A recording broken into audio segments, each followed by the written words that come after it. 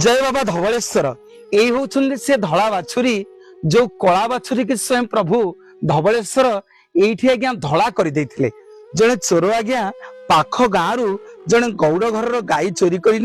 कुआड़े जीव भाविला ये अथल महानदी रे पारी होकर आसिला भगवान को डाकिला प्रभु गोटे साधु बेश आसिले कहले अरे कहीं कांदुचु ना गाँ लाक लोक मते फांसी देदेवे प्रभु यदि प्रकृत में आपण टापू उपरे स्वयं ठाकुर होइकी अछंती मते ताहले एठी बंचांतु प्रभु आज्ञा सुजोग खोजुथिले केमिति तांको माया विस्तार करिवे बोली सकाळ पाइला बेलकु से कला